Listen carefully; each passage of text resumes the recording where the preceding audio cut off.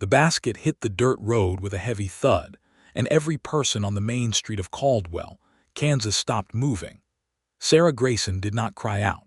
She had learned long ago that crying out only invited more cruelty, so instead she pressed her lips together and stared at the scattered flour, the bruised apples rolling toward the horses tied at the post, the shattered jar of molasses spreading dark and slow like a wound across the sun-baked earth. 3 weeks of careful saving. 3 weeks of choosing between firewood and food, between soap and candle wax, and now all of it lay ruined in the summer dust of 1882, because Clyde Harker had decided this particular Tuesday afternoon was the right moment to remind everyone in Caldwell that Sarah Grayson was nothing. "You want to buy at my store. You pay what I say you pay," Clyde said, loud enough for the whole street to hear. He was a barrel-chested man with small eyes that always looked like they were calculating something unpleasant. "And what I say you owe, widow, is the full amount your dead husband borrowed before he had the good sense to fall off that roof." The words fell on Sarah like stones. She felt the familiar heat of humiliation crawl up her neck, felt the eyes of Caldwell boring into the back of her head from the boardwalks and doorways. She was 27 years old, had been a widow for 14 months, and every single day in this town felt like another small execution. She crouched down to gather what could be salvaged, her fingers trembling only slightly because she would not, absolutely would not, let Clyde Harker see anything worse than composure. She had managed to retrieve the tin of baking powder and one of the apples when she heard boots on the road beside her. Small boots, a child's boots. She looked up. The boy could not have been older than 9 or 10, and he was already crouching beside her with focused, serious eyes, gathering the remaining apples from the dust. He had dark blonde hair that needed cutting and hands that were brown from sun and roughened from outdoor work, and he moved with the quiet efficiency of a child who had been taught not to waste motion. He did not ask permission. He did not look at her with the pity she had grown to hate. He simply collected the apples, placed them carefully in the basket, reached for the flour sack, checked to see if the cloth had held, and found that mercifully it had. Sarah forgot to breathe for a moment. "That molasses is done for," the boy said matter-of-factly, studying the spreading pool. "But the rest is salvageable." He stood up, lifting the basket with both hands, and looked at her with pale gray eyes that were startlingly familiar in a way she could not yet name. "You're Mrs. Grayson. You live on the Sycamore Road place, the old Aldrich house. I can carry this for you." "You don't have to," Sarah began. "I know I don't have to," he said with a simplicity that was not rude, just honest. And he started walking. She stood there for 3 full seconds, stunned into stillness before she followed him. What she did not know, what she could not see, was that across the street, standing in the gap between the feed store and the telegraph office, a man had watched every single second of it. Joseph Yates had seen Clyde Harker knock that basket from Sarah Grayson's hands. He had been 3 seconds away from crossing the street himself, his jaw set and his temper barely contained, when his son had beaten him to it. His 9-year-old son Eli had simply walked over without instruction, without hesitation, without any ceremony at all, and begun helping a woman he barely knew, doing it with the quiet naturalness of breathing. Joseph Yates stood very still for a long time after they disappeared around the corner of the street, his son walking ahead with the basket, the widow following, the dust settling over the spilled molasses. He was 34 years old. He had not felt anything crack open in his chest in a very long time. It cracked open now. He had built the Yates Ranch over 7 years of brutal, relentless work on 1,100 acres of Kansas grassland, and he had done it alone after Margaret died when Eli was 3 years old. He had poured everything he had into the land and into his son, and told himself that was enough, that it would always be enough. That the empty chair across the table at supper and the silence in the house after Eli was asleep were simply the price of the life he had chosen, and a man did not complain about prices he had agreed to pay. But watching his son carry a stranger's market basket without being told, He felt something shift in him that he did not entirely understand. He understood it better 6 days later. The Aldrich house on Sycamore Road was not far from the eastern boundary of his range, and he had ridden past it 100 times without stopping, registering only that it was occupied now by the widow whose husband had died in that construction accident in town the previous spring. He had heard the talk, the way he always heard the talk in Caldwell without inviting it, the way a solitary man absorbs information without participating in its circulation. He had heard that she was from Missouri originally, that she had come west with her husband Thomas Grayson, who had fancied himself a builder, that she had no family close enough to lean on and no particular plan for survival. He had heard it and filed it away the way he filed away most things, without sentiment. Now he found himself reining in his horse at the edge of the road, watching her work the small vegetable garden behind the house. She did not know he was there. She was on her knees in the dirt with a garden fork, working a row of wilting bean plants, and she was talking. He realized after a moment that she was talking to the plants, not helplessly, not desperately, but firmly, like a woman coaching a struggling student. "You have water," she was saying. "You have good soil. I amended it myself last month, and I used my last bag of bone meal, so you are going to do me the courtesy of growing." He almost smiled. She sat back on her heels and pushed a strand of dark auburn hair out of her face, leaving a streak of dirt across her cheekbone, and looked at the row critically. She had green eyes, he noted. Very green, the color of creek water over limestone. She wore a plain blue calico dress that had been mended at the sleeve and a sun-bleached straw hat that had seen better years, and she looked entirely at home in the dirt, entirely serious about the beans, entirely unaware of being observed. He should have ridden on. Instead, he found himself dismounting and opening his mouth before he had properly decided to do either. "The soil in this section of the county has a high clay content," he said.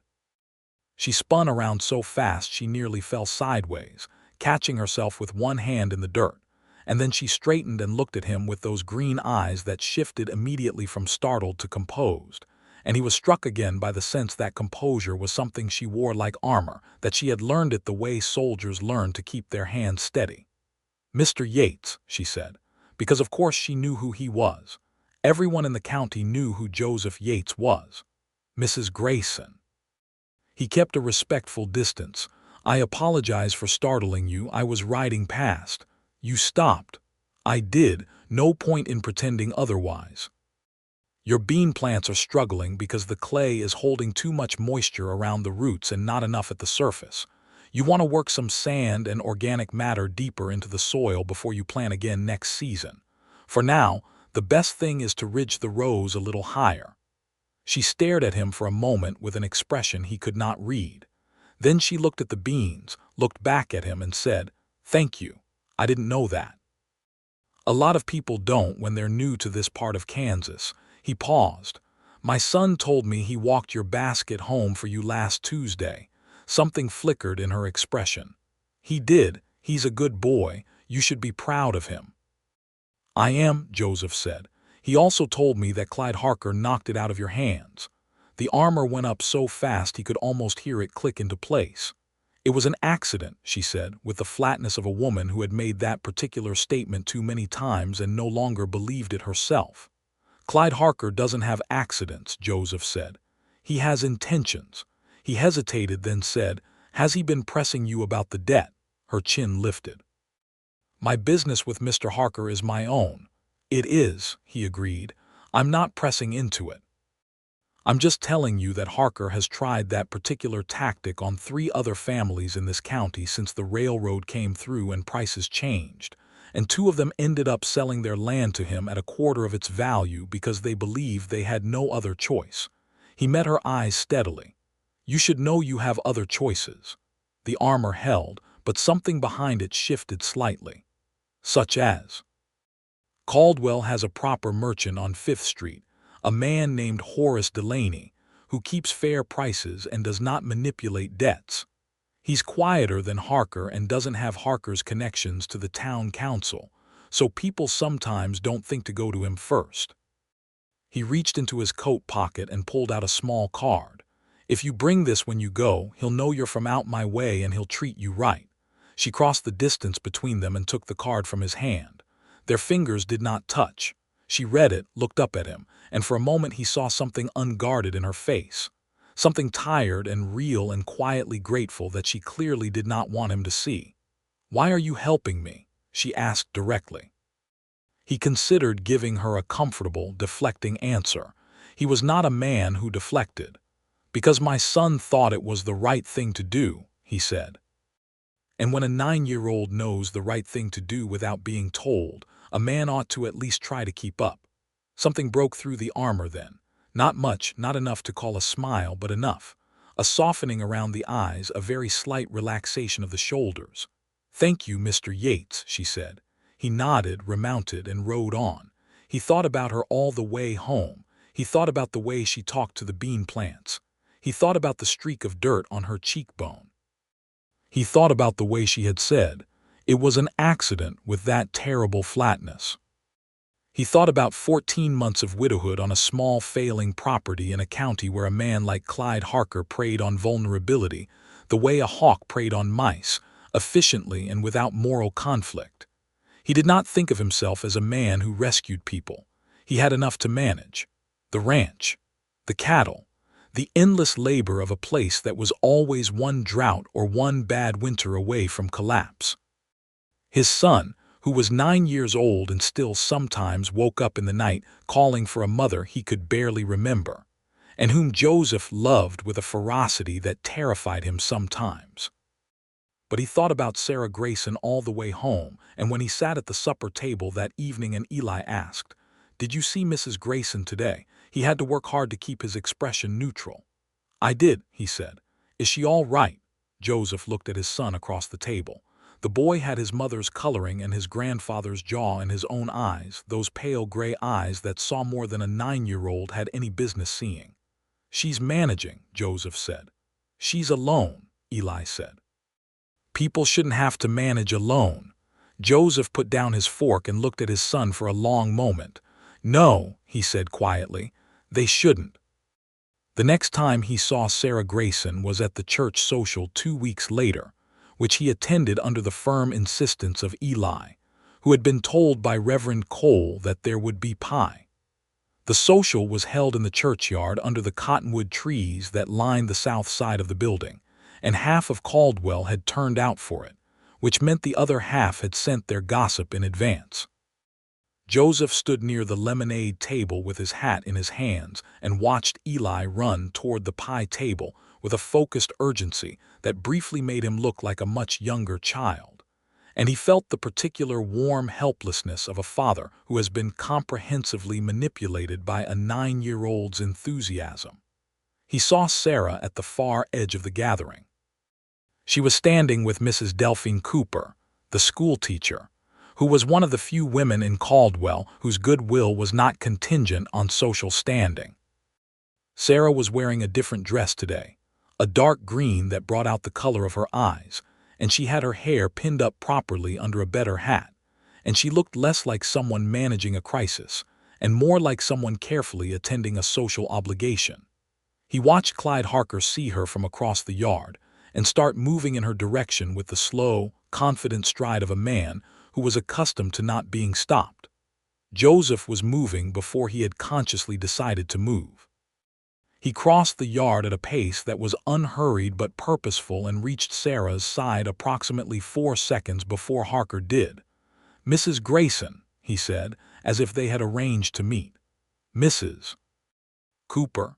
He nodded to Delphine, who looked between him and Sarah with the swift, cataloging intelligence of a woman who taught school and therefore understood human behavior at its most unguarded.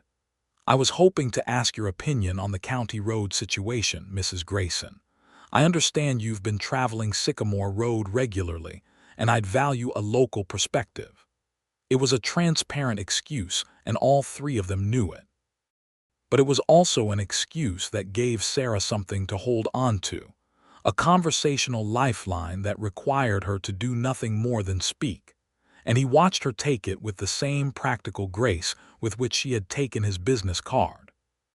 Harker stopped 2 feet away, read the situation in a single glance, and rerouted himself toward the punch bowl with the smooth adaptability of a man who had learned to pick his moments.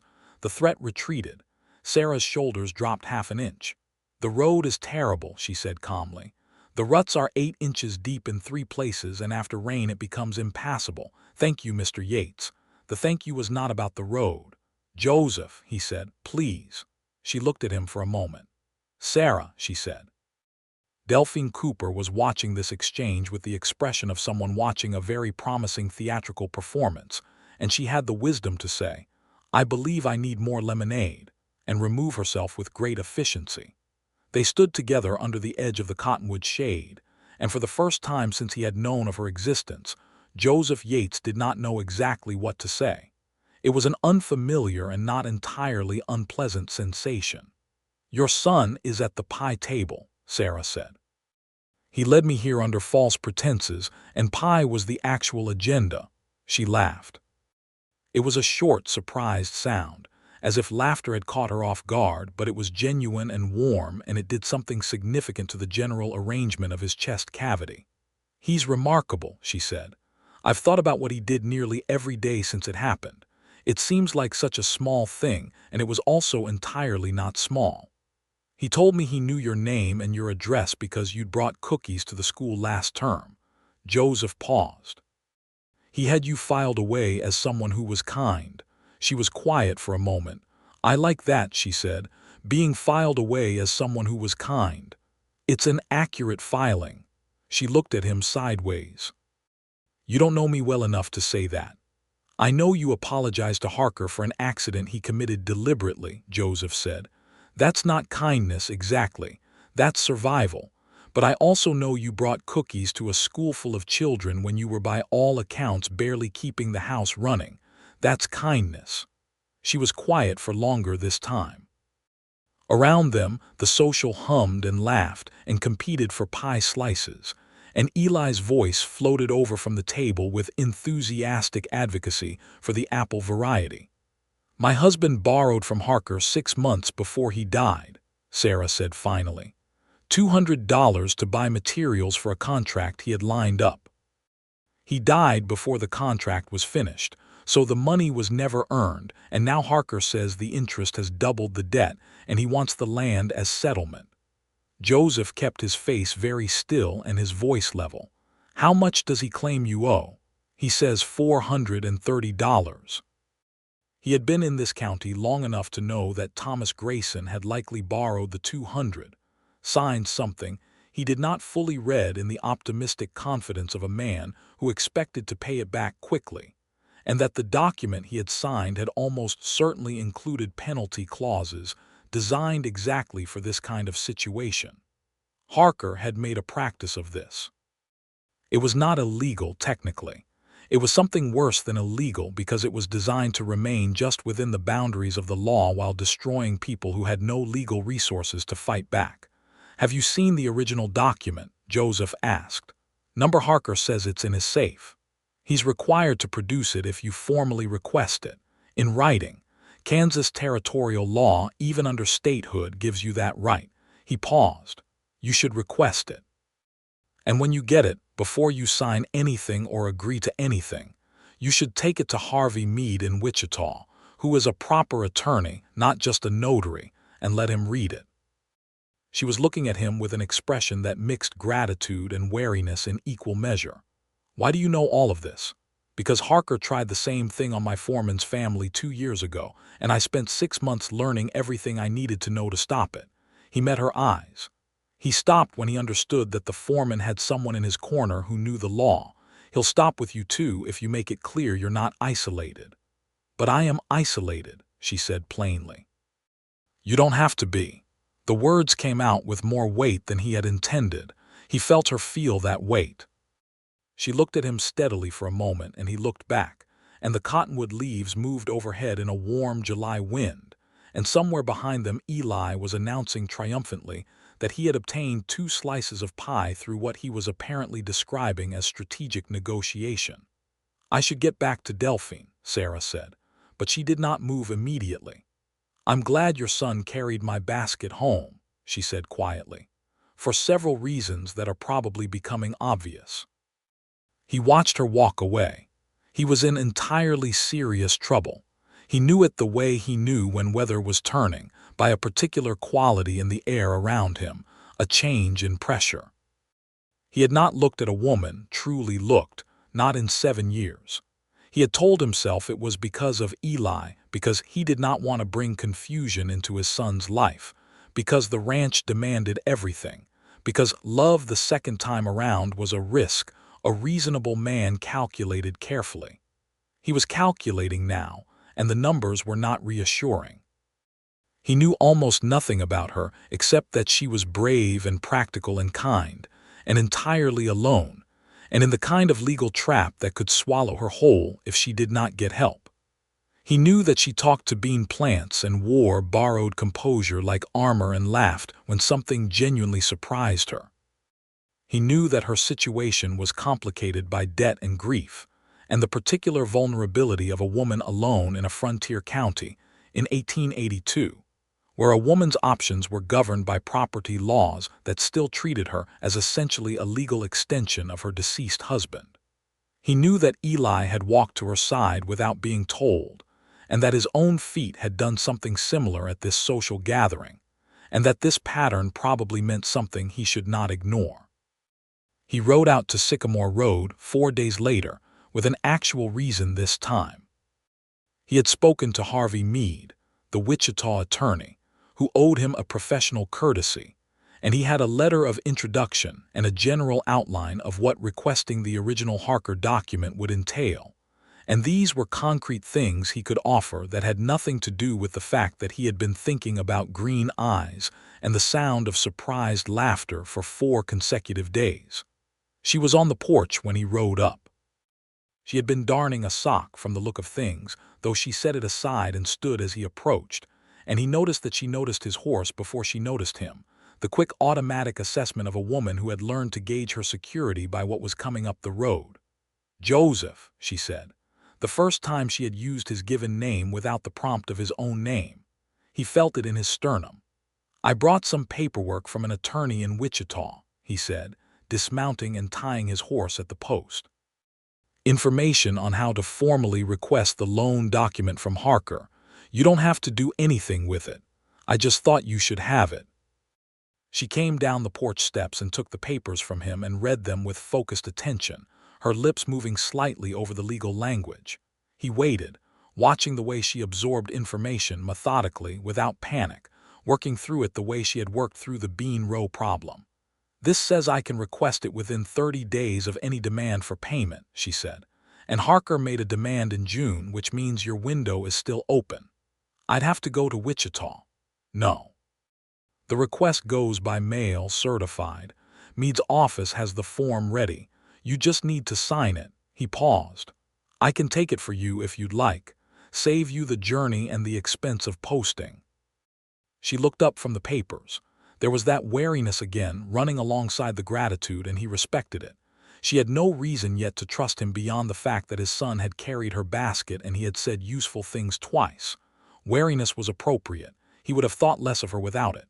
"You've done a great deal for someone you barely know," she said. "I'm doing what any decent neighbor ought to do."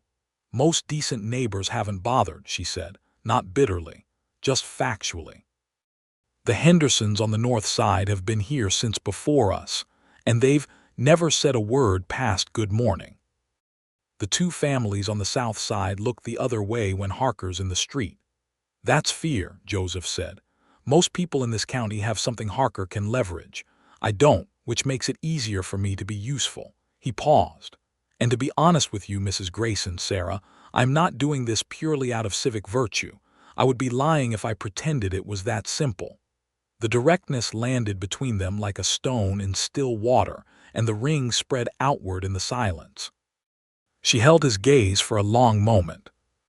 Her eyes were very green in the afternoon light and complicated, and he could see her turning something over behind them, examining it carefully the way she examined everything. "You should come in for coffee," she said finally, "if you have time." "I have time," he said. The inside of the Aldrich house was small and spare, but so clean it almost hurt, every surface scrubbed and polished within the limits of modest means. A few books on a shelf beside the fireplace. A small framed needlework piece that said "Home is where the heart builds it," which he thought was a very honest motto for a woman who had come to Kansas with a husband full of plans that had not survived contact with reality. The coffee was good, strong, and dark, and she made it without fuss or apology for the chipped mugs. They sat at the small table and talked. He had not talked, genuinely talked, with another adult about things that mattered in longer than he could properly calculate. He had talked with his foreman Tom Briggs about cattle and fencing and feed prices. He had talked with Reverend Cole about scripture and community obligations. He had the talk of business and practicality and the management of a going concern. But this was different. This was the kind of talk where you found yourself saying things that surprised you, where the other person said something and you thought, "Yes, exactly," and felt the startled pleasure of being understood. She had studied 2 years of teaching, she told him, before she had married Thomas Grayson at 22 and come west. She had loved teaching and missed it bitterly. She had been managing the household account since Thomas's business instincts had proved more optimistic than sound, and she had known the numbers were bad and had not known how to make him hear it, and she carried some guilt about that still, the feeling that if she had been more insistent he might not have taken Harker's money. "That's not how it works," Joseph said. "A man who won't hear the numbers will not hear them regardless of how insistently they're presented." "I know that, intellectually," she said. "Knowing it and feeling it are separate things." "They are." He turned his mug in his hands. "My wife, Margaret, she died of fever when Eli was 3. I know it was fever, and I know there was nothing to be done, and I know that for a fact. I also spent 18 months after it believing that if I had ridden for the doctor a day earlier, an hour earlier, anything earlier, the outcome would have been different." He paused. "The guilt doesn't require evidence. It just requires that you loved someone and they're gone." She was looking at him with an expression that had gone very soft and open, and it occurred to him that she had probably not had a conversation like this one in 14 months or possibly longer. "I didn't love Thomas the way I should have," she said quietly. "I loved him well enough to marry him, and I cared for him genuinely, and I grieved him, but it wasn't." She stopped. "You don't have to say it." "I know, I want to." She looked at her coffee. "It wasn't the kind of love where you feel like part of yourself has been removed when they go. I felt sad. I felt frightened because suddenly everything was on me alone, but I didn't feel," she searched for the word, "incomplete. And that made me feel guilty on top of everything else, because what kind of widow isn't devastated?" "The honest kind," Joseph said. She looked at him. "The kind who made her vows honestly and kept them honestly and grieved honestly," he said. "Not every marriage is a great love. That's not a judgment on either of you. People marry for companionship and security and all manner of practical reasons, and that's honest and good. The grief is real even if the love wasn't absolute." She was quiet for a moment, and then she said, "You are not what I expected." "What did you expect?" "Everyone says Joseph Yates is a hard man. Self-contained, not unfriendly but not open. A man who built an empire in the middle of Kansas by sheer determined will and doesn't need much else." "Is that not accurate?" "It is and it isn't," she said slowly. "You're all of those things. But you're also someone who watches his son very carefully and is clearly still learning things from him. And you know the law well enough to protect people who can't protect themselves. And you make coffee sound like you'd be perfectly comfortable if it turned into a 3-hour conversation." He realized she was right. He was perfectly comfortable. He could not remember the last time he had been perfectly comfortable. "I should get back to the ranch," he said, without conviction. "You should," she agreed, equally without conviction. He stayed another 40 minutes. When he finally left, riding back along Sycamore Road in the long amber light of the Kansas afternoon, he felt something he had not felt in 7 years, which was the particular anticipation of looking forward to something specific, of having a reason to be somewhere other than where duty required. He did not immediately tell Eli about the visit, but Eli was 9 and observant, and at supper that evening he said, with studied casualness, "You seem different today. Good different." Joseph looked at his son. "Finish your carrots," he said. Eli finished his carrots with the expression of someone who has gathered all the information they need. The letter requesting the original loan document was sent to Harker's store by certified mail the following week. Harker's response was exactly what Joseph had predicted: immediate. He sent a boy to the Aldrich house the very next day with a handwritten note requesting that Mrs. Grayson visit him at her earliest convenience to discuss a misunderstanding. Sarah sent the boy back with a written reply informing Mr. Harker that all correspondence should be addressed to her attorney, Harvey Meade, at his Wichita address.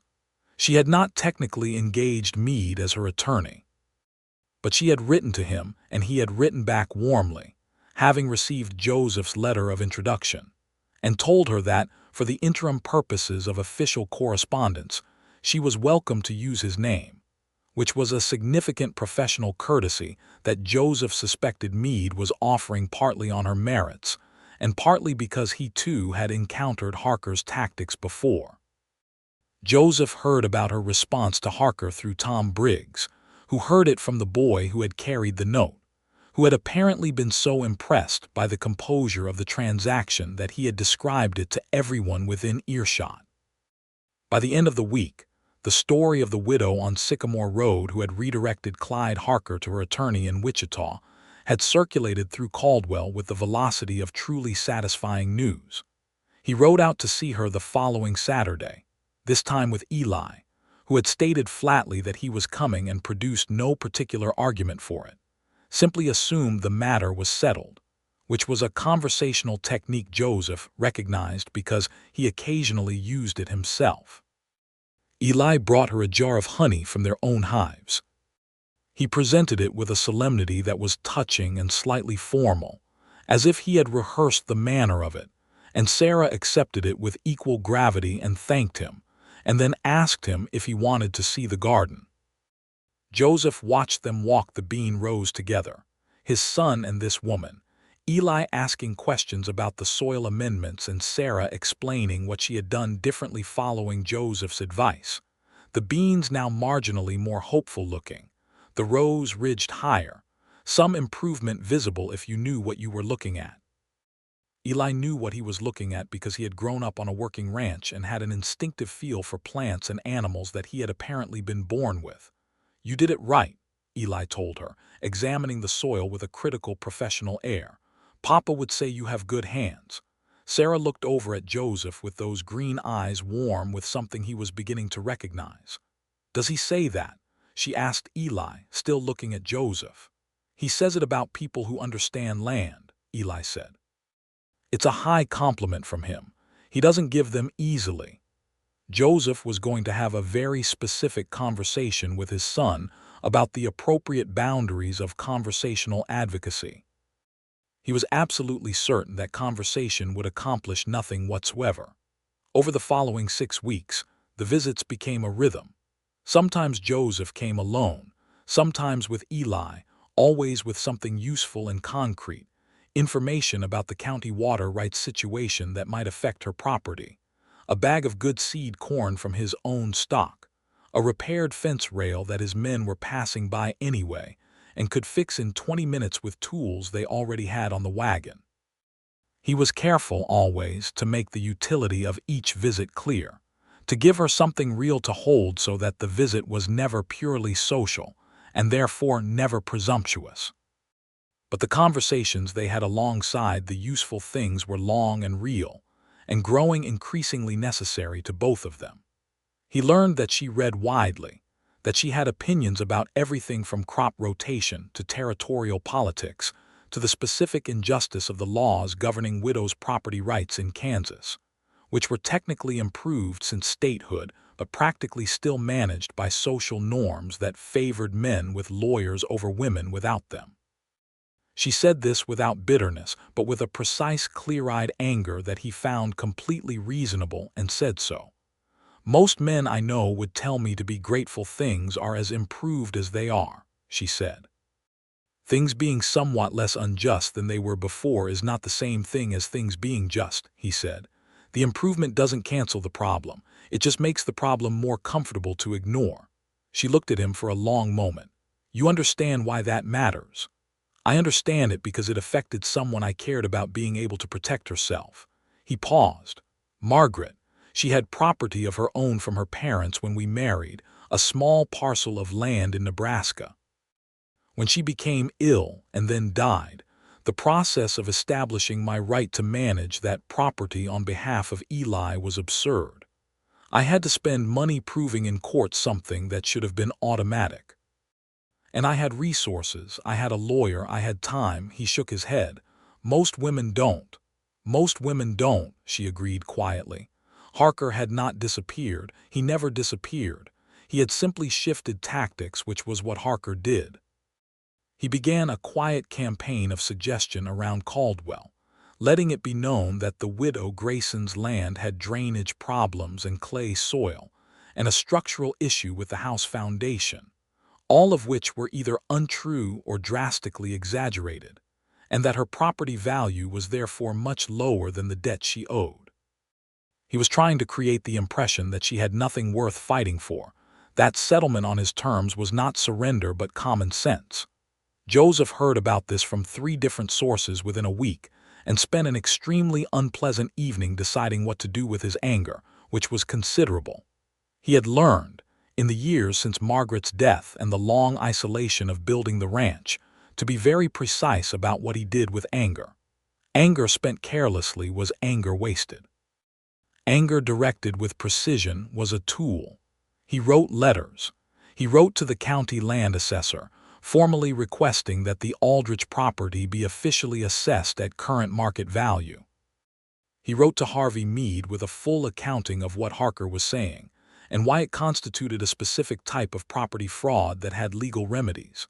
And he wrote to 2 men on the county council who owed him professional respect and explained, very calmly and with extensive factual documentation, what Clyde Harker had been doing to vulnerable property owners in Caldwell for the better part of a decade.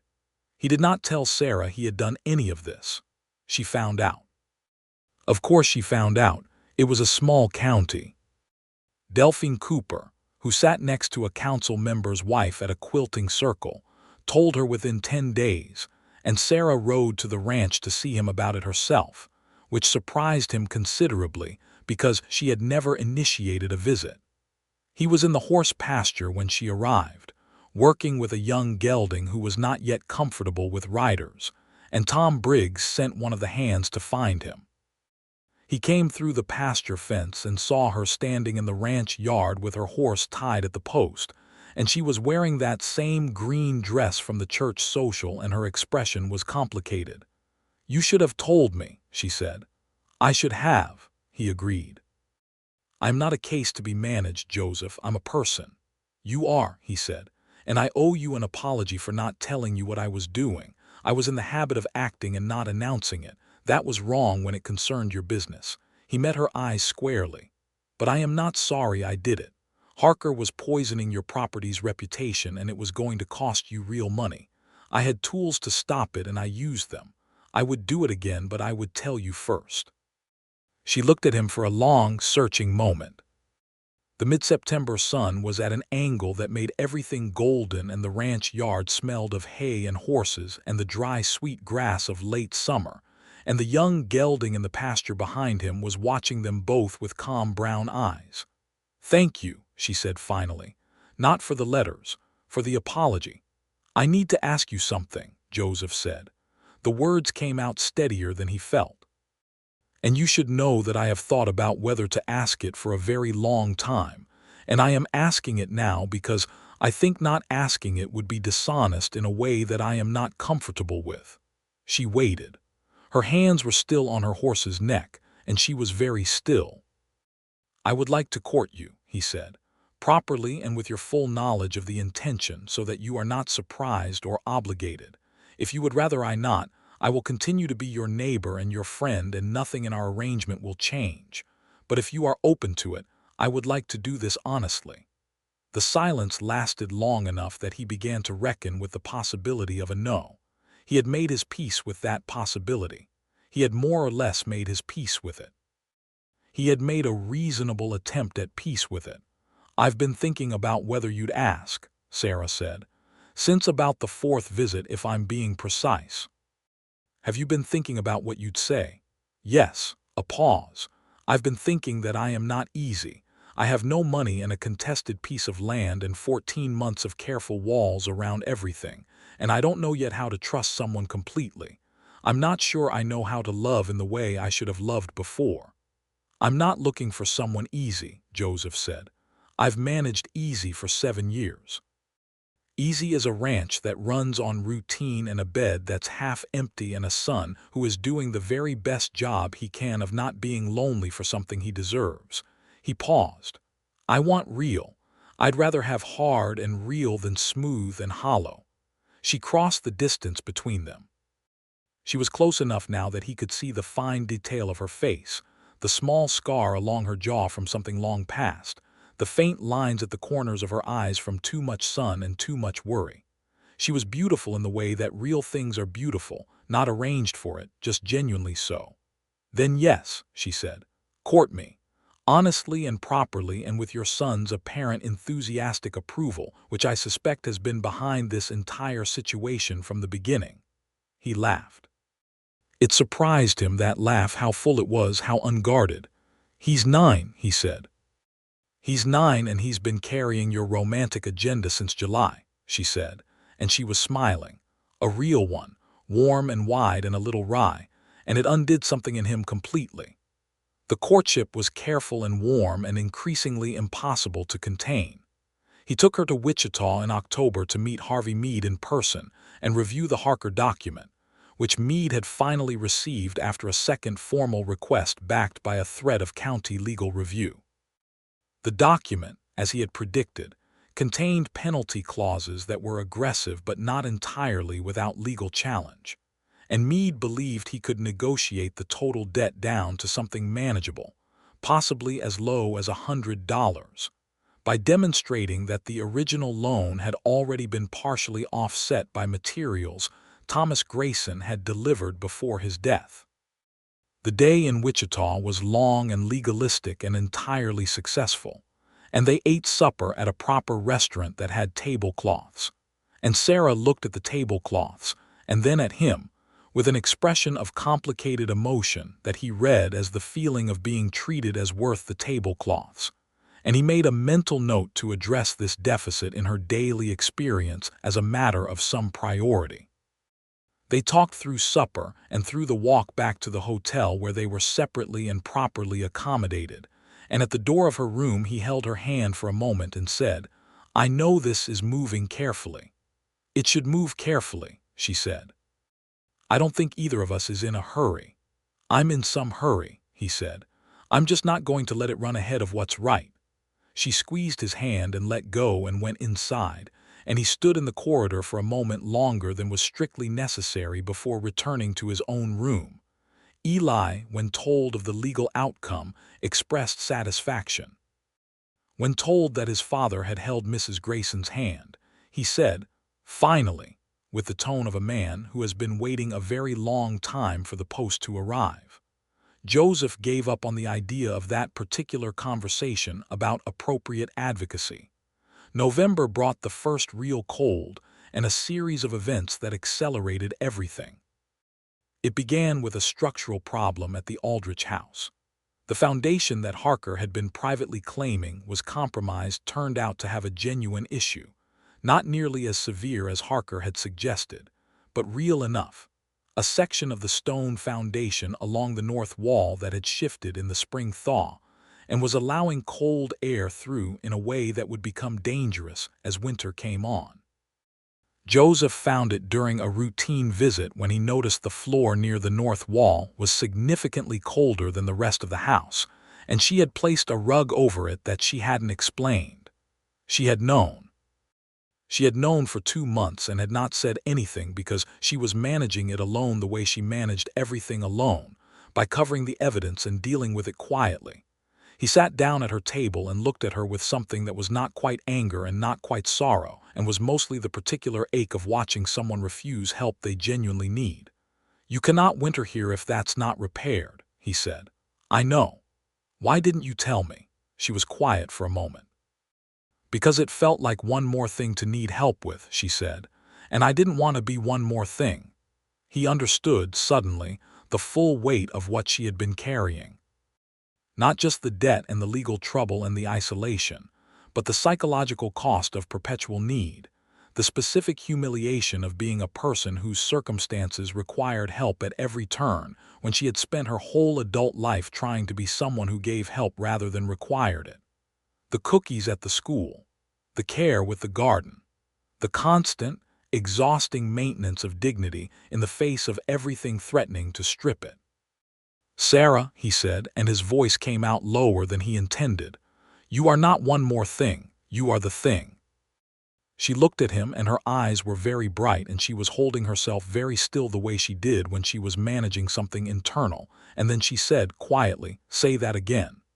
"You are the thing," he said, "the primary thing, the thing I think about first and last, the thing that has changed how the days feel." He held her gaze. "I love you. I know that's fast. I know it has only been 5 months and that we are both people with histories that make us careful. But I am 34 years old and I know my own mind, and I love you, and I need you to know it." She crossed the room and sat beside him at the table, close enough that their arms were touching, and she took his hand in both of hers and held it. "I love you too," she said. "I have been afraid to say it because every time I have relied on something it has changed or disappeared. But I love you, and I love your son, who started all of this by carrying a basket without being told." He kissed her then, the first time, there at the table in the cold house with the problematic foundation, a careful and deliberate kiss that said everything the long months of managed restraint had been holding back. And she kissed him back with a warmth and openness that he had suspected was there behind all those careful walls, and was now entirely confirmed. The foundation repairs began 3 days later. Joseph brought 2 of his men and the proper materials, and they worked for 4 days to lift and reset the shifted stone and insulate the gap and shore up the wall. And Sarah fed them all at the midday meal each day, and rolled her sleeves up and helped carry materials, and did not once treat the help as charity or obligation, but as what it was, which was people who cared about each other taking care of each other's problems. Eli came on the 4th day and pronounced the repairs excellent, and then told Sarah that he thought she should move to the ranch. Both adults looked at him. "For the winter," he said, with studied reasonableness. "The house is not quite warm enough, and the ranch house has 4 bedrooms, and we only use 2 of them, and Mrs. Henderson from Caldwell comes to help with the cooking 3 days a week, and you could stay in the room on the east side, and it would be very proper and sensible." "Eli," Joseph said. "I am just pointing out practical facts," Eli said. Sarah was looking at the boy with an expression that was full of something Joseph recognized as love, the kind that didn't need to establish itself or announce itself, just settled in naturally like it had always been there. "I appreciate the practical facts," she said, "but your father and I are doing this properly." "Properly is taking a long time," Eli said. "Good things generally do," Sarah told him. It was Joseph who proposed in December. He had planned it for January, thinking he needed more time to prepare a proper question, but he found himself proposing in December because he could not find a reason to wait any longer that was not simple fear, and he had decided some time ago to stop letting simple fear make his decisions. He did it on a Sunday after church, walking with her along the creek that ran between his property and the Aldrich land, in the kind of cold, bright Kansas winter day where everything is sharp-edged and silver-lit, and the air smells of frost and dried grass. He had the ring that had been his grandmother's, a small pearl set in gold that was not grand but was real and old and had been given in love, and he stopped walking and turned to face her and said, without preamble, "Marry me, Sarah. I want us to be a family. You and Eli and me and whatever comes after if anything does. I want to build something with you." She looked at the ring and then at him, and her eyes were wet, which was the first time he had ever seen her cry, and he understood immediately that it was not the kind of crying that needed to be fixed, just the kind that needed to be witnessed. "Yes," she said. "Absolutely yes." He put the ring on her finger and she looked at it for a long time, and then she looked at him and said, "I need you to understand that I am going to be very good at this." "I know," he said. "That's why I asked." They were married in March of 1883. The wedding was small by Caldwell standards and enormous by the standards of two people who had both spent years in their own company. Reverend Cole performed the ceremony in the church with a gathering of perhaps 40 people, and Delphine Cooper cried in a way that she would later firmly deny. And Tom Briggs shook Joseph's hand with a grip that communicated 7 years of watching his employer choose loneliness, and the intense satisfaction of seeing the choice reversed. Eli stood up straight throughout the ceremony as the ring bearer and ring keeper and general official witness of the event. And when Reverend Cole said they might be husband and wife, Eli said, "Finally," loudly enough that the front rows heard it and laughed. And Sarah laughed too, clear and bright and entirely unguarded.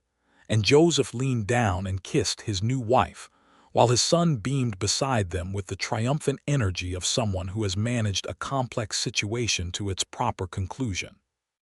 The ranch house became something different with Sarah in it. It was not that it had been unhappy before. Joseph had built something solid and functional and often good. But she brought warmth to it in a specific way, the way certain rooms simply become inhabited rather than occupied, the way a house that has been managed and maintained suddenly becomes the kind of place that keeps you inside it when you could be elsewhere. She set up a small teaching space in the East Room and began working with Eli on the gaps in his education, which were fewer than expected, because Joseph had educated him carefully on the practical side, and the boy had a quick mind that made up for lost formal ground rapidly. She corresponded with Delphine Cooper about the possibility of eventually returning to teaching at the school, which Delphine supported with enthusiasm, and the county school board supported with slightly more caution, until they saw what Eli's reading had improved to in 3 months under her instruction. The Harker situation resolved itself in April. Harvey Meade had negotiated the debt to $110, and the Aldrich property was now assessed at a value well above that figure, and Harker had accepted the settlement with the grace of a man who knows he has been outmaneuvered legally and is cutting his losses. The Aldrich house, Sarah decided to keep and rent, because the property rights were hers and the land was good land and she had fought too hard for it to simply let it go.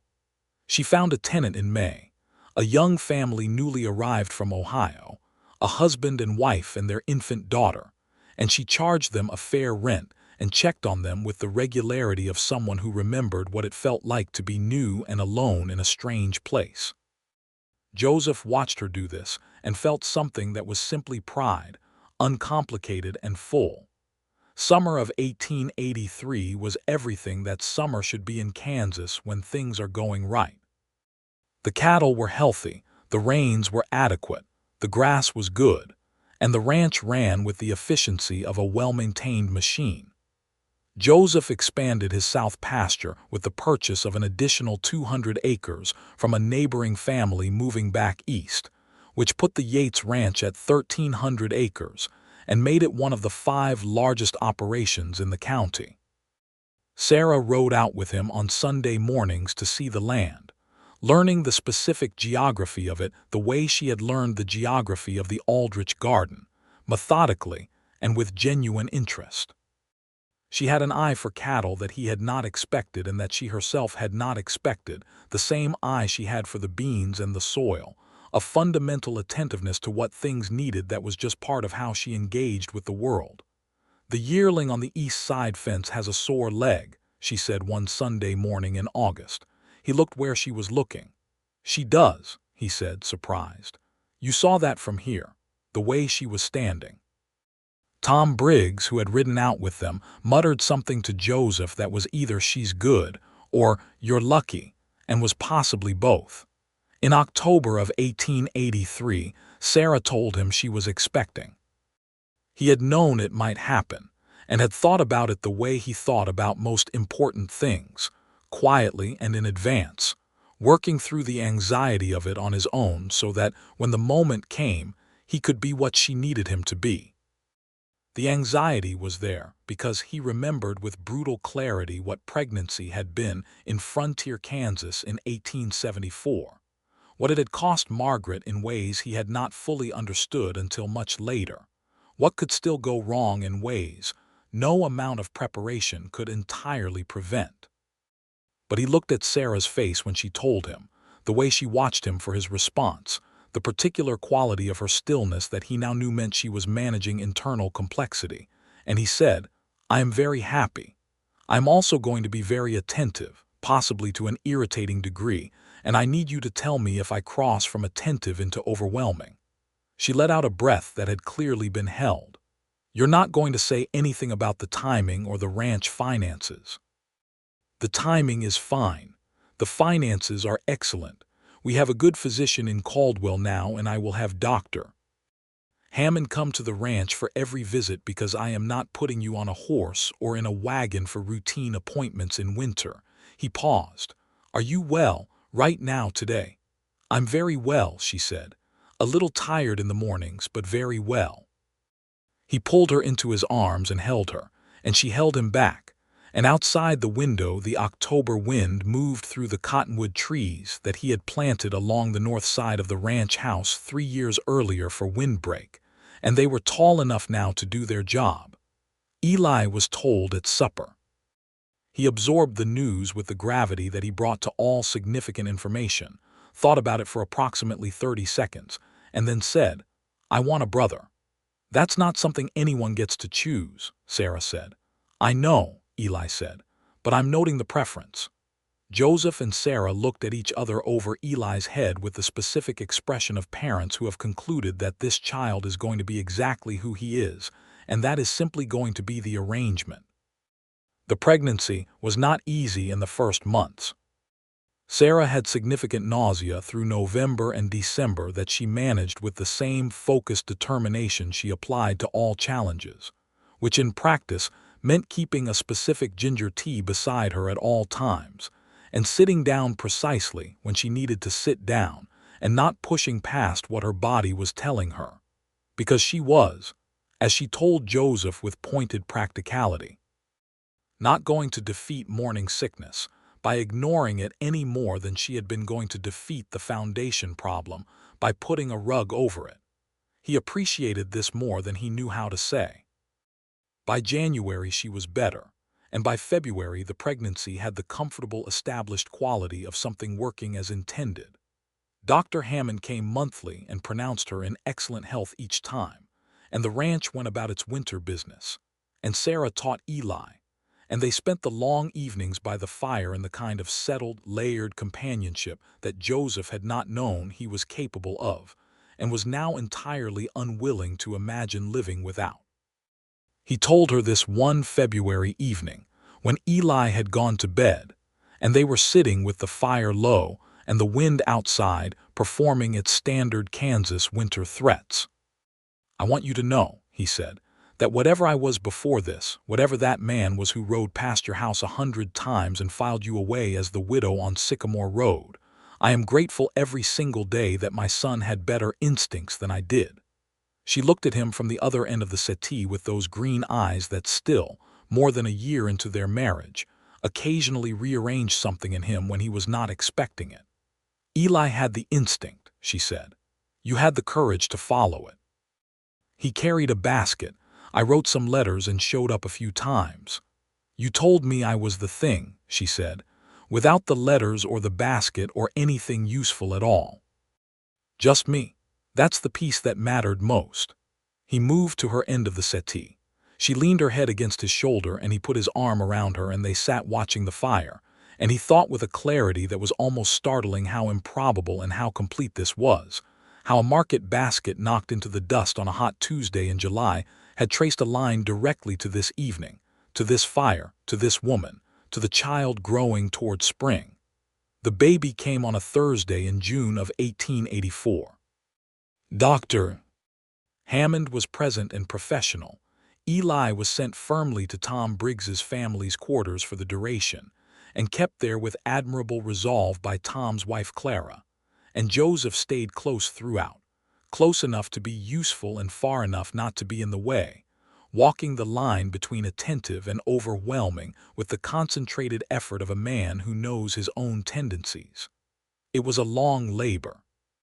Long enough that by the end of it, he had reached the specific quality of exhausted fear, where you are no longer afraid because fear requires a level of cognitive engagement you can no longer sustain, and you simply trust and wait and hold whatever hands are available to hold.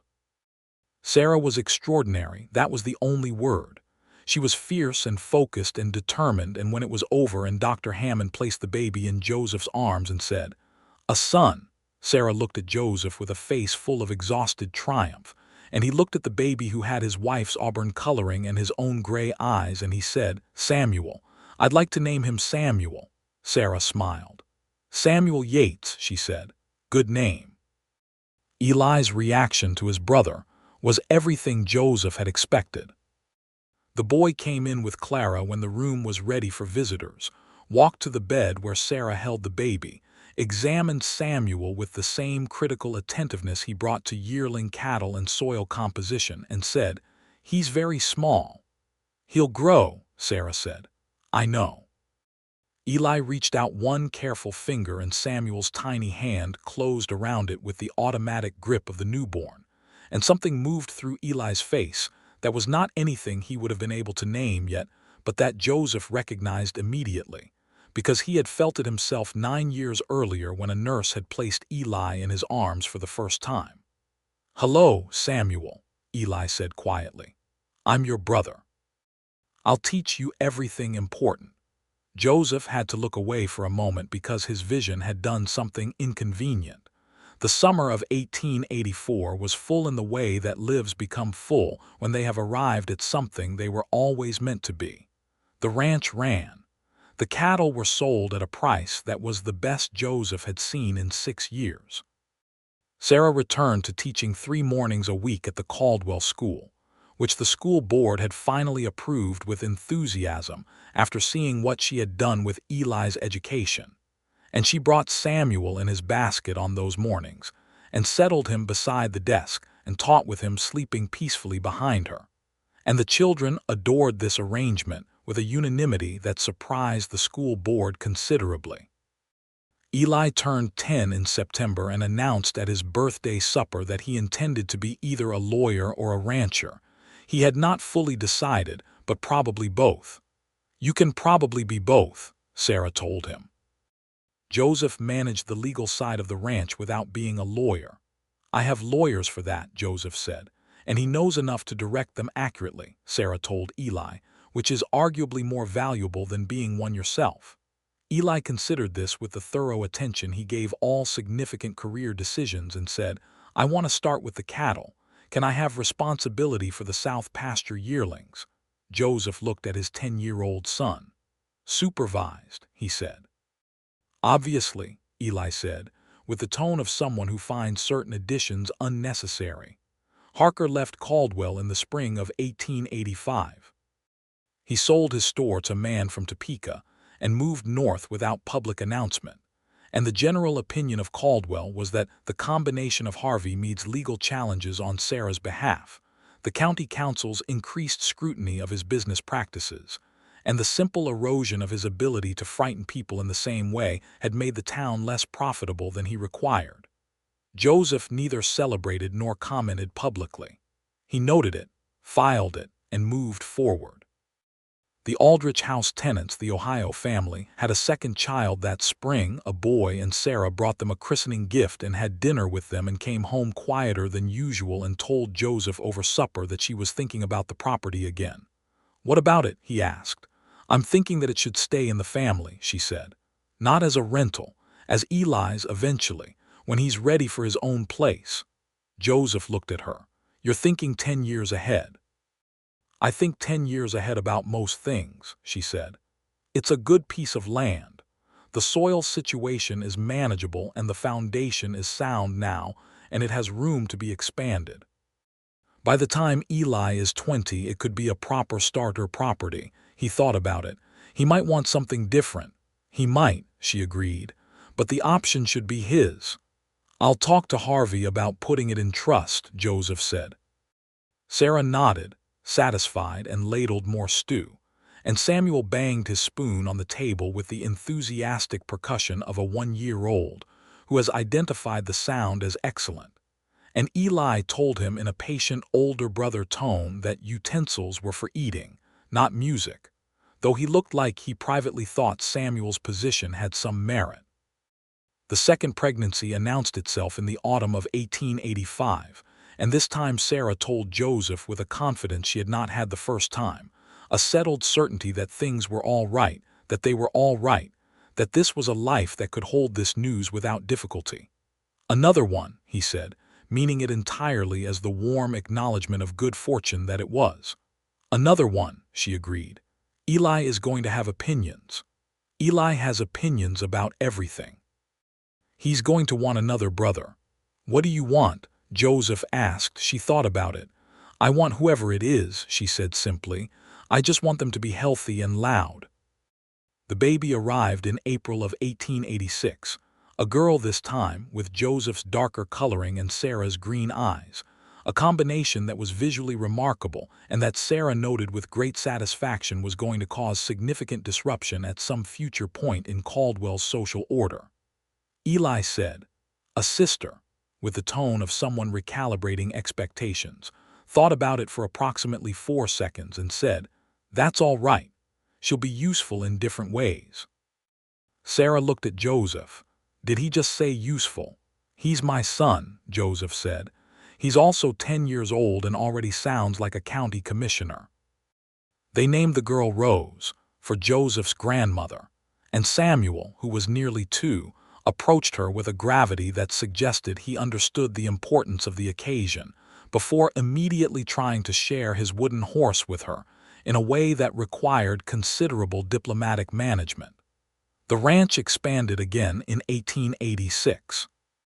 Joseph bought the adjacent eastern section that had come up for sale, bringing the total acreage to 1,500, and hired 2 additional hands, and Sarah suggested with some persistence that the eastern section could carry a small apple orchard in addition to range, because the soil there was different, better drained, and she had been watching the way things grew in that corner of the land for 2 years. He looked at her for a moment and said, "An orchard takes 8 years to produce." "I know," she said. "We have 8 years." He planted the orchard in the spring of 1887. 50 apple trees along the eastern slope, with 2 varieties that Harvey Mead's agricultural almanac suggested were suited to the Kansas climate, and Sarah walked the rows that first spring and inspected the young plantings with the same serious attention she had given to the beans in her first garden 5 years and a lifetime ago. "They have good soil," she told him. "They're going to do well." "You're talking to them," he said. "I always talk to plants." "I know." He stood beside her in the spring light, the orchard slope behind them and the ranch house visible in the middle distance, and the sound of Samuel's voice carrying from somewhere near the barn. "It works, in my experience." She looked at him sideways. "You've never talked to a plant in your life." "I've watched you do it, and the results are consistently positive," he said. "I'm prepared to concede the method." She laughed, that warm, unguarded laugh that still occasionally caught him by surprise even after 4 years, and she leaned against his shoulder for a moment in the manner of someone who has discovered that leaning is entirely safe and has fully incorporated this knowledge into how they move through the world. He put his arm around her and they stood in the orchard on the Kansas slope in the spring of 1887, and he thought about a July afternoon in 1882 when a basket had hit the dirt, and a boy he was proud of beyond all measure had walked across a street without being told, and the whole thing had started. A thought struck him with the particular clarity of things that are obvious only in retrospect. "Eli knew," he said. Sarah looked up at him. Knew what? When he walked over. When he picked up the apples, he shook his head slowly. He was 9 years old. He didn't just feel sorry for you, he was trying to show me something. She was quiet for a moment. You think he did it on purpose? I think he did it because he genuinely wanted to help, Joseph said. And I think that somewhere underneath that, whether he knew it consciously or not, he was showing me what it looked like to walk towards someone instead of filing them away and riding past. She considered this. He did say that first day that he knew who I was, that he knew where I lived. He had you filed away, Joseph said, as someone who was kind. She was smiling. And then he put you in a position where you had to see what he saw. He put me in a position where I had no excuse not to see it. Joseph looked at the young apple trees, straight rows of them in the good eastern soil, patient and certain and already drawing on what they needed from the ground. I owe that boy a great deal. We both do, Sarah said. They walked back to the house together through the spring light. And inside, Samuel had found Rose in her crib and was explaining to her in elaborate and mostly incoherent detail the structural properties of his wooden horse. And Eli was at the kitchen table with a surveyor's map of the south pasture spread out in front of him, making notes in the margin with the focused seriousness of someone who has decided to learn land management from the ground up and is treating the subject with appropriate respect. Joseph stood in the doorway of his own house and looked at what 4 years of choosing well had built. The man he had been in 1882 had chosen to ride past. The man his son had helped him become had chosen to stop. He thought these were not small different choices. Eli looked up from the map. You were gone a long time. We were checking the orchard. The northeast trees need more water, Eli said. I looked at them yesterday. The drainage slope isn't quite right. Joseph looked at Sarah. He's right, she said. I noticed that too. You've both been looking at my orchard without telling me, he said. We were going to tell you, Eli said. We were just gathering complete information first. Joseph sat down at the table across from his son. Tell me what you found, he said. Eli told him, with the clarity and precision of a boy who had grown up watching his father run a complex operation and had absorbed every lesson without being formally taught. And Sarah sat beside Joseph and offered her own observations, and Samuel fell asleep on the rug with his wooden horse, and Rose slept in her crib. And outside the Kansas afternoon went gold, and then amber, and then the first cool dark of the spring evening settled over 1,500 acres of grass and cattle, and a young apple orchard with a drainage problem that was going to be fixed by the following week. The apple orchard did produce, 8 years later, exactly as Sarah had predicted, in the autumn of 1895, when Eli was 22 and had been managing the south pasture with increasing independence for 4 years, and was beginning to talk with a certain purposeful direction about the Aldrich property and its potential. The first apple harvest was not enormous, but it was real, and Sarah made enough pies from it to supply the church social and the school and a fair portion of their neighbors. And she did it with the particular satisfaction of someone who has been proved right about something they staked 8 years of patience on. Eli, at 22, had grown into a man that Joseph found daily remarkable. He had his grandfather's jaw and his mother Margaret's coloring, and his own particular quality of still, attentive perception that had been visible since he was 9 years old walking across a Caldwell street toward a woman's scattered groceries. He was not yet married, but he had been corresponding with a young woman in Wichita, a schoolteacher, the niece of Harvey Meade, and the correspondence had the specific trajectory that Joseph recognized from personal experience. You should bring her to the ranch, Sarah told him one Sunday in October. Let us meet her properly. I know, Eli said, before winter. The ride is miserable in winter. I know that too. November then, Sarah said, in the tone that had been ending discussions in the Yates household since 1883. November, Eli said, with the expression of a man who knows a settled matter when he sees one. The young woman's name was Catherine Meade, and she arrived at the ranch in November of 1895 with the slightly braced composure of someone who has been told that the Yates household is warm and good and is still not entirely certain what to expect.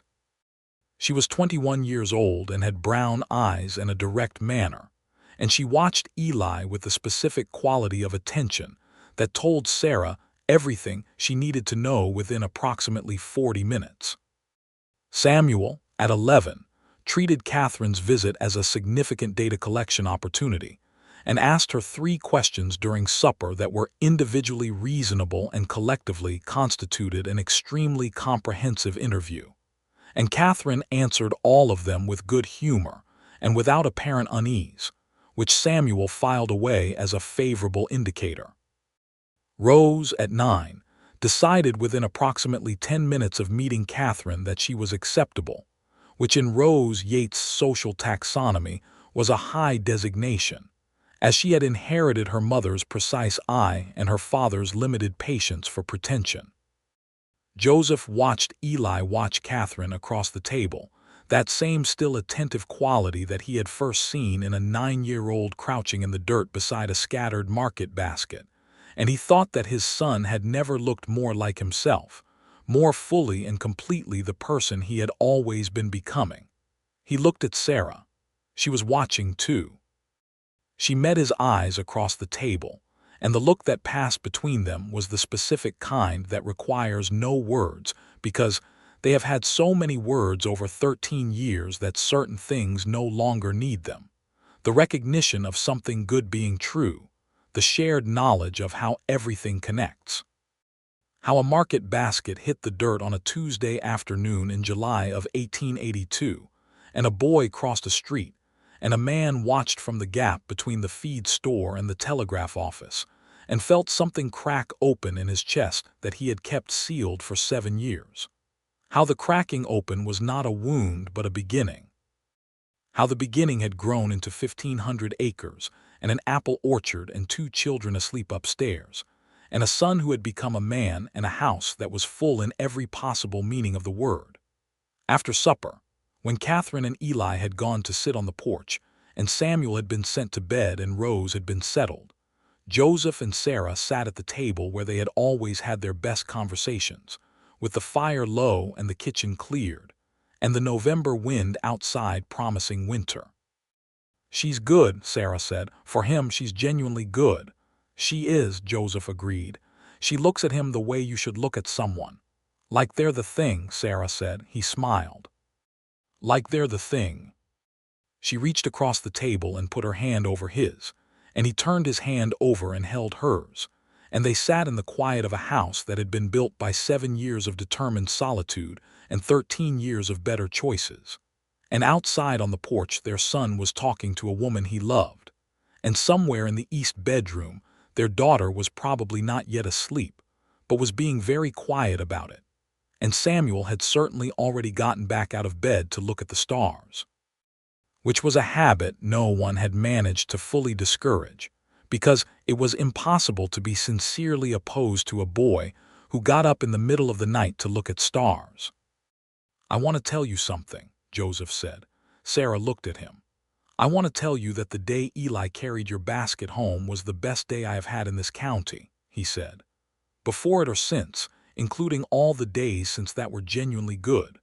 That day is first, because it was the day I understood that the walls I had built were the problem and not the solution, and that my 9-year-old son had already figured that out and was simply waiting for me to catch up." She was quiet for a moment, looking at their joined hands on the table. "The day Eli carried my basket home," she said, "I was so angry at Clyde Harker and so humiliated and so tired that I had almost decided to write to my cousin in Missouri and ask if I could come and live with her family and give up on Kansas entirely." She paused. "And then this boy just walked over, without ceremony, without making it about charity or pity, just walked over and started picking up apples like it was the obvious thing to do." She shook her head. "I didn't know then that his father was watching. I found out later, and I thought about what you must have seen, and whether what you saw was a woman who couldn't keep hold of a basket. "I saw a woman who was being treated badly and maintained her dignity without flinching," Joseph said, "and a boy who knew without being told that the right response to seeing someone treated badly was to simply walk over and help." "And you followed him," she said. "I followed him," he said. 6 days later at a slower pace, but the direction was the same. She laughed, and it was the same laugh it had always been, warm and real and slightly surprised, as if happiness kept catching her off guard even after all the years of being surrounded by it. He thought he would never tire of that laugh. He thought it was entirely possible that he could hear it for another 40 years and it would still do something to the general arrangement of his chest. He was 34 when it started. He was 48 now, and the ranch was sound and the orchard was producing and his children were healthy and his son was about to ask a woman to marry him and the table across from him at supper was never empty anymore. "Sarah," he said. "Joseph," she said. "I am exactly where I should be." She squeezed his hand. Outside, the wind moved through the cottonwood trees he had planted and through the apple orchard on the eastern slope, and over 1,500 acres of Kansas grassland that he had built from nothing into something that would outlast him. And inside the house the fire settled, and the clock on the mantel marked the hour with its steady, certain sound. "So am I," she said. On the porch, Eli and Catherine talked until the cold drove them in, and when they came through the door, Eli had the specific expression of someone who has said an important thing and received an important answer, and Catherine's eyes were bright in the lamplight, and Joseph looked at his son and raised an eyebrow very slightly, and Eli gave a small nod that communicated everything it needed to. Sarah saw it too. She stood up from the table and went to Catherine with her hands out and said, "Welcome to the family," with the warmth of a woman who understands what it means to be brought in from the cold. And Catherine, who had come to the ranch slightly braced and uncertain, took Sarah's hands and understood in that moment that she had arrived somewhere that would hold her. Eli looked at his father across the room, and Joseph looked back at his son, and for a moment they were simultaneously, the man of 48 who had watched a 9-year-old cross a street and the boy who had crossed it. And both of them knew in the way that certain things are simply known, that what had started with a scattered market basket and a small serious child who noticed someone being treated badly and walked over without being told had ended here, in this house, in this family, in this life that was full to its edges and growing fuller. Samuel would later say, when he was old enough to tell the story, that the whole thing had started with his brother and a basket of groceries on a Tuesday afternoon, and that the moral of it was that you should never wait to be told when the right thing to do is obvious. Eli, whenever he heard his brother tell it this way, would say that the moral was simpler than that. The moral, he said, was that if you walk toward people instead of past them, you find out who they are. And sometimes, if you are paying sufficient attention, you find out who you are too. Rose grew up to be a doctor. Samuel grew up to manage the ranch alongside Eli, who eventually also studied law as promised and practiced it in the county, with a particular focus on property rights for vulnerable landowners, in memory of a situation his father had described to him when he was old enough to understand it. A widow on Sycamore Road, and a debt that was designed to swallow her whole, and a man in Wichita named Harvey Meade who had made the right calls at the right time. The apple orchard on the eastern slope kept producing for decades. Every autumn when the harvest came in, Sarah would walk the rows and check the trees the way she had always checked the things she tended, with attentive care and the occasional word of encouragement. And Joseph would come out and stand beside her, and they would stand together in the orchard. They had planted together in the patient certainty of people who had decided to build something that lasted. They were very old, both of them, when the last season came, and by then the ranch was Eli and Samuel's, and the orchard was still producing, and the Aldrich property on Sycamore Road had indeed become Eli's and been expanded exactly as Sarah had predicted. And Caldwell had grown and changed, and the frontier had settled into something with roads and a railroad station, and a proper courthouse, and a hospital where Rose practiced medicine with the same direct focus she had brought to everything since childhood. Joseph went first, in the early spring, quietly and without drama, the way a man who has lived a full life and settled all his accounts tends to go. And Sarah sat with him in the room where they had talked through 40-odd years of Kansas evenings, and held his hand, and he held hers back until he did not. She lived 3 more years and used every one of them purposefully, teaching when she could, corresponding with Rose about the hospital's situation, walking the orchard every autumn, talking to the apple trees in the direct and encouraging way she had always talked to growing things. On the wall of the ranch house, in the kitchen, there hung a small needlework piece that had come from the Aldrich house when she had closed it up and brought her life to the Yates ranch. It said home is where the heart builds it, and every person who had ever entered that kitchen had read it, and most of them had understood that it meant more than decoration, that it was a factual account of how everything in that house had come to exist. The heart builds. Sometimes it builds slowly and alone, and sometimes a 9-year-old boy crosses a street without being told, and the building accelerates and the walls come down. And what gets built instead is something warmer and more permanent and more alive than anything a solitary, careful man could have managed on his own. His son carried her market basket home without being told. And the rancher saw the whole thing and followed his son's lead and walked toward a woman instead of past her, and built a life that was worth every careful step of the distance.